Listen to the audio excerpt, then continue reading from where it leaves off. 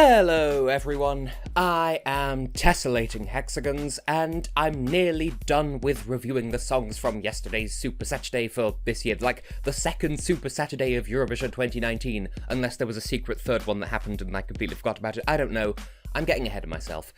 By at least a week, I'm sure. Anyway, I'm talking about Norway now, in case you couldn't tell by the flag and the fact that they were the fourth ones to confirm their song after yesterday's proceedings. And this year, they're going with a trio consisting of singers Alexandra Rotan and Tom Hugo Hermansen, plus Sámi artist Fred Buljo, and collectively they are known as KEiiNO. KEiiNO? I think it's KEiiNO. Like, somewhere in between KEiiNO and KEiiNO. I've written volcano in my notes, but I think it's closer to KEiiNO. Well, anyway, the song is called Spirit in the Sky, and it's performed in English with a couple of words of what Wikipedia tells me is Northern Sámi. So, cool. Music and lyrics by Tom Hugo Hermansen, Alexandra Rotan and Fred Buljo, so KEiiNO, and Henrik Thaler and Alex Olsen. And judging by the reaction of the audience during MGP, the chanting, the evident love in the room, I think the people of Norway are very much in favour of this entry. But forget about Norway. How about you listen to what I think? You know, me, this guy who has absolutely no ties to Norway or the Sámi people whatsoever. Clearly my opinion is gospel on this song. I jest, but let's get started anyway. To be completely honest, I kinda paid no attention to Norway's selection at all until the night it was on, and so I watched the whole show with fresh eyes and fresh ears with no idea of what to expect.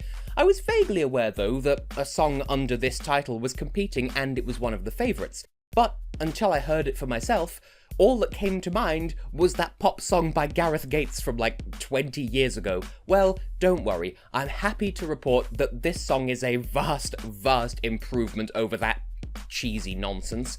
And I think it's an entry that all of Norway can be very proud of, including the Sámi people as well. It's been entirely too long since we last had an entry with those influences this close to the surface. Yeah, there have been a few songs like this in Norway's, and Sweden's, national finals lately actually, and I haven't disliked a single one of them. But at last, one of them has finally won and gone on to Eurovision, and I am so absolutely here for it. So let's take a closer look at why that is, shall we? First off, I think I'll start with a bit of a strange point, or, well, I admit it's kind of strange anyway. For the opening part of the song, and as far as I can tell kind of persisting throughout, there's this deep electronic bass kind of effect that makes the opening lines really attention-grabbing in a similar way to the opening bars of Euphoria, now that I think about it. And then, since it persists for the rest of the song, it makes the whole instrumentation feel like it's got a good kind of body to it. That's the best way I can describe it. It sounds full and complete, and that makes for a really compelling presence when put on a live stage. Really though, the whole song just has this really enjoyable, almost victorious sounding atmosphere to it that's really easy to get into and just bop along to, supported by a generally rather satisfying lead melody, especially in the refrain, which is as memorable by itself as the Sámi components on top of them, particularly in the refrain as well. Everyone is going to find something that sticks in their head from this song, whether it's the Sámi vocals, or the melody of the refrain, or just that driving rhythm section with the drummers. There's going to be something in here for everyone, like it or not. And having seen KEiiNO win MGP live as well, I wasn't there in person, but like I watched the show, I can confirm that the whole performance was very well staged at the national final, what with the two backing dancers and then the flag wavers hidden in the audience, which they can't do at Eurovision, but still. And that said, the whole drumming squad. So I anticipate quite a spectacular performance out the Eurovision stage. But the most crucial element to it is, as far as I can tell, and I am not an authority on this in any way, shape or form, but as far as I can tell, it seems wholeheartedly respectful to the elements of Sámi culture that play into the song's message and presentation. It's not appropriation, it's a careful and considerate fusion of traditional ideas and modern music, and it comes out beautifully as opposed to just trying to use it as a gimmick. Actually, just a more general point, Sámi culture at Eurovision, hell yeah! I'm so on board with this. It's such a cool culture that it gets so ignored these days, and it deserves so much more recognition. And I think this song will do wonders for that. Great job there, Norway. You've done really well with this. Nevertheless, nobody's going to threaten you at gunpoint or knife point for not liking this song. That's a weirdly specific denial, but whatever. One thing that's worth bearing in mind, and I do request that you kind of listen carefully to what I have to say here, because there's a bit of nuance to it, is that the Sámi vocals, both in the refrain and in the final minute, are something of an acquired taste to some people. I don't mean that as a sign of disrespect by any means, it's just that the further you go from Scandinavia, the exponentially less familiar people are with yoiks and that sort of stuff, you know, all the stuff that comes with Sámi culture. So some people might be a bit resistant to liking it at first, but I won't hold that against the song. It's just, obviously, if people aren't familiar with it, it might take them a while to warm up to it, if that makes sense.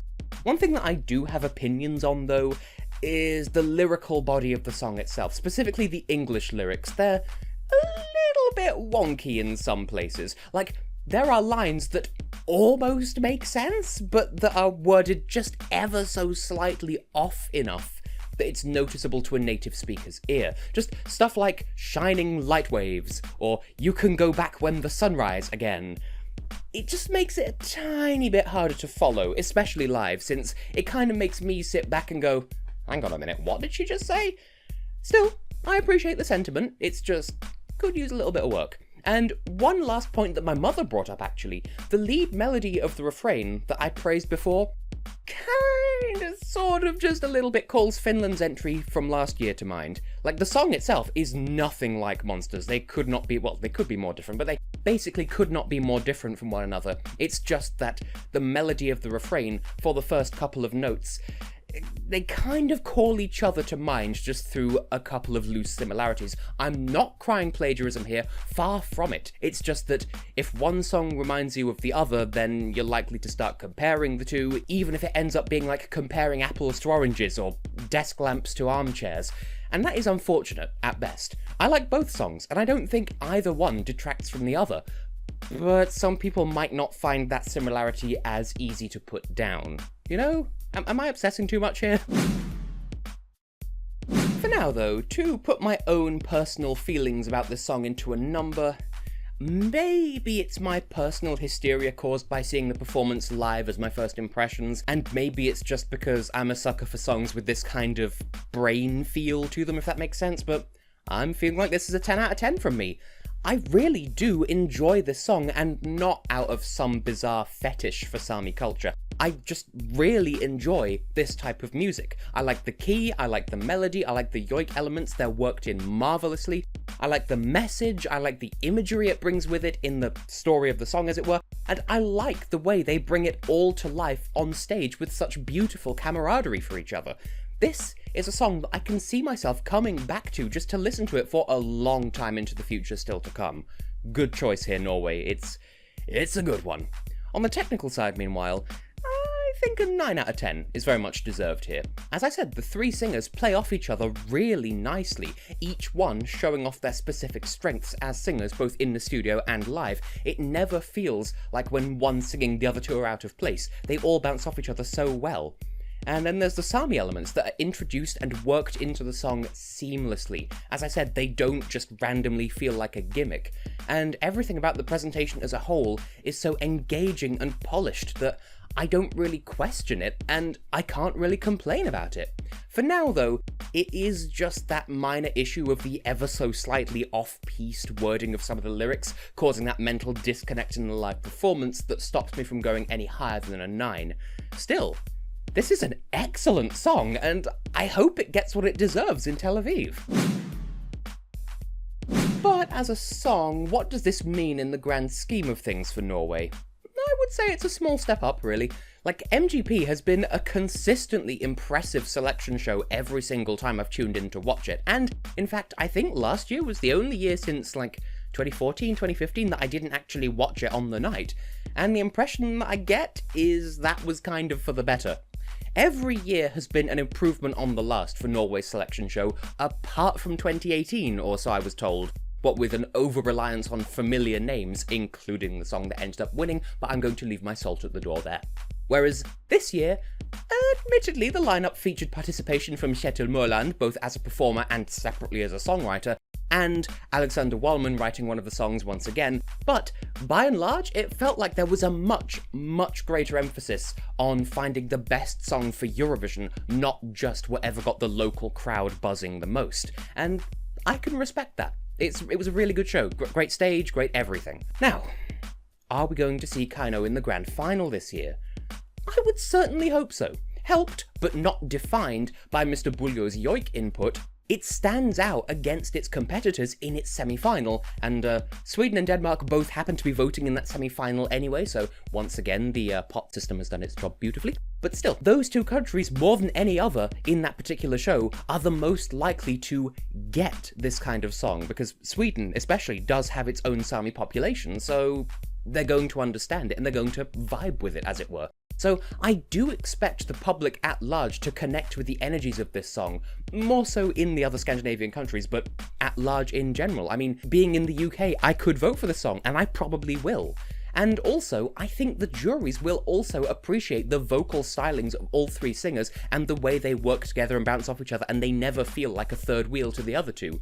And they'll probably like the traditional/modern fusions that it brings to the table. It's not beyond the realms of possibility of being a shock non-qualifier, I admit, but for now, I'll hold a quiet confidence for Norway. But how about you? How do you feel? I've said this so many times today that it's starting to lose all meaning, but don't forget, check the iCard of this video, check the comments below, leave me a comment if you want. Talk to me. Do you like the song? Do you not? Do you have no opinions whatsoever? I still want to hear your reasoning, you know? If we didn't have diverse opinions, Eurovision wouldn't be a contest. So, like the song or not, I want to hear from you. But in the meantime, to KEiiNO, to Norway, to everyone involved and touched by this song, I sincerely wish you the very best of luck when you perform in May in Israel. See you then.